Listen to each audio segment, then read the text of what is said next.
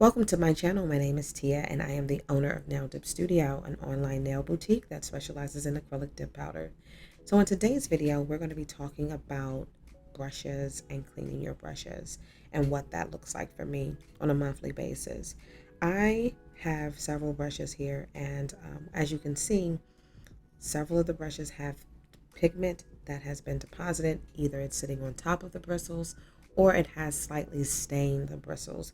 And so you want to basically wash your brushes, I would say, after every dip application. But if you can't do it after every dip application, at least have more than one brush.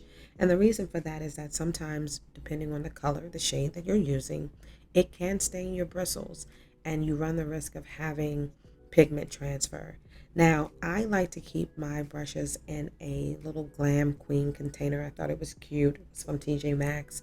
But I also like to wash my container because what you will find is that as you're putting your brushes back in between use, the container will actually start to build up dust at the bottom.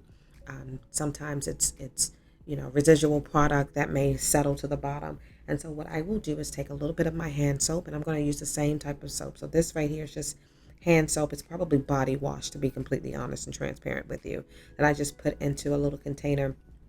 And I'm actually in my guest bathroom, so I'm using this particular bathroom to wash my brushes, and you can use it in the sink, wherever, kitchen sink, bathroom sink, whichever sink you want to use it in. But I like to wash the container that I'm using to house my brushes as well, because again, that container will collect dust and you want to remove. If we're going to clean, I want to clean everything.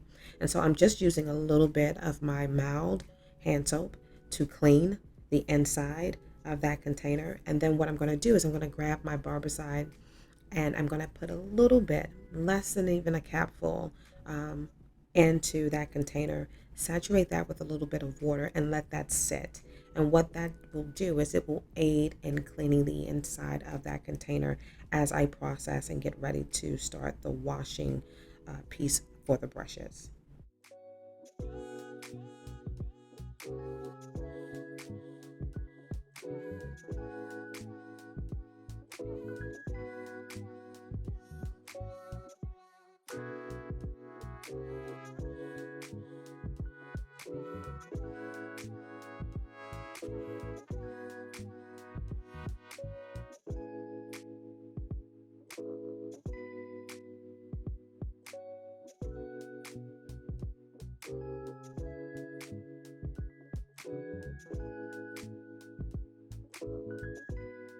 Now that that's to the side, we're going to start washing our brushes. And one of the things that I like to do is I will stop the sink up.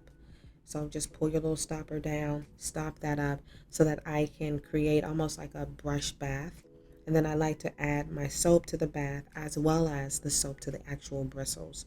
Now, understand that sometimes the pigment will stain your brush. It will 100% stain your brush.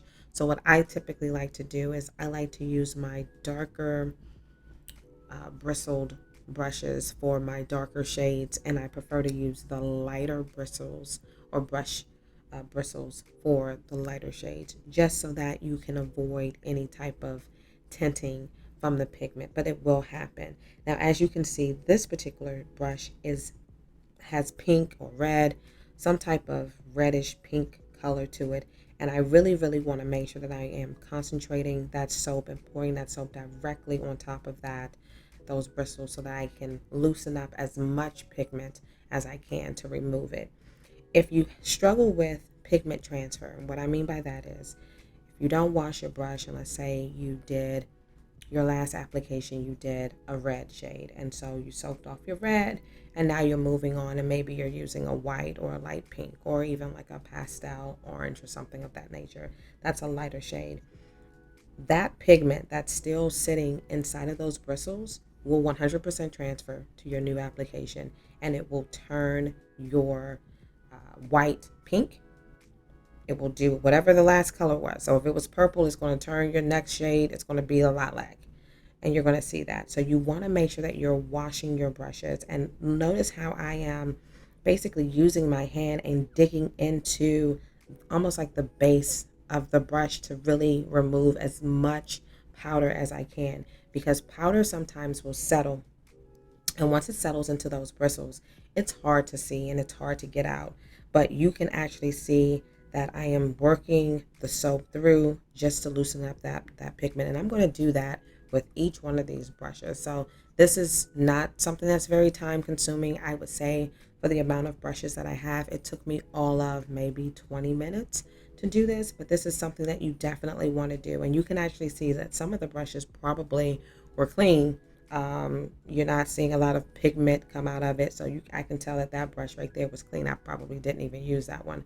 But for the others, you just want to make sure that you are cleaning, removing that pigment as much as possible. Any other dust particles that may live there, potential dust mites that may be in there, like there are things that sort of live in these brushes. So you want to make sure that you are cleaning them, I would say, on a regular basis. Now, I have a lot of brushes, so I normally clean my brushes like every once a month. But again, I have enough brushes in between dip applications. I never use the same brush twice, if that makes sense. So if you don't have more than one brush, invest in purchasing additional brushes. But you want to make sure that you're removing that as much pigment as possible, and anything else that may be living into those bristles, so that you have a clean brush.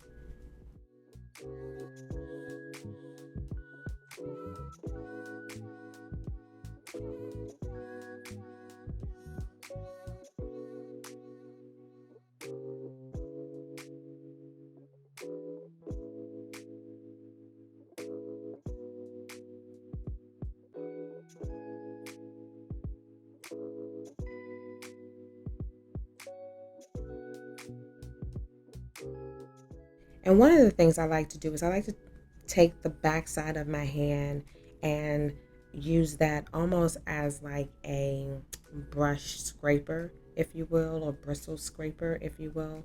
It it allows me to use the back of my hand to help loosen up some of that powder or pigment that may be there. So if you don't have, I couldn't find my brush. I have like a little mitt that I use to help lift up and loosen up some of that pigment that may be there. But if you don't have that, no worries. Just flip your hand over on the back side and use the grooves from like your knuckles and stuff like that to help loosen up that powder and pigment as well.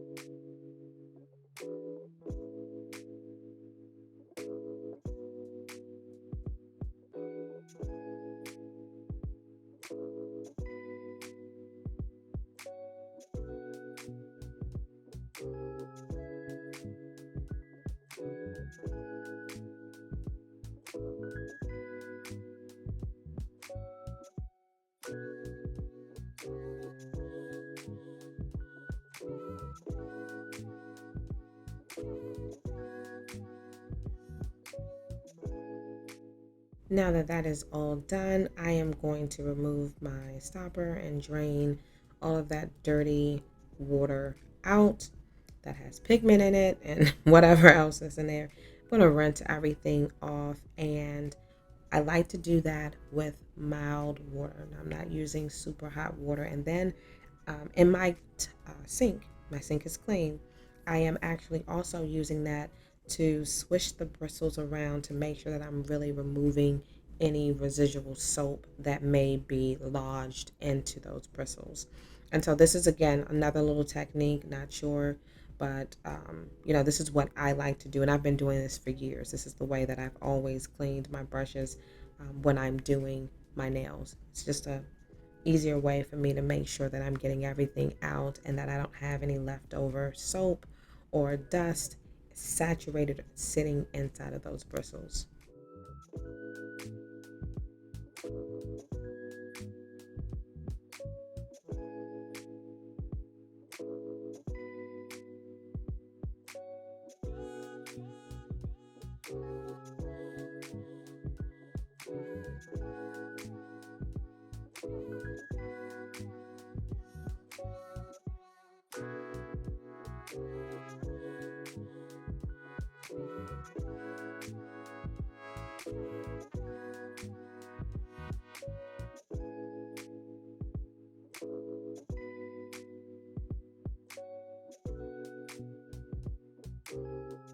Now that everything is all clean, I like to do one final rinse through. And what I'm going to do is I'm going to grab that container. Remember that barbicide that we used earlier to soak the container?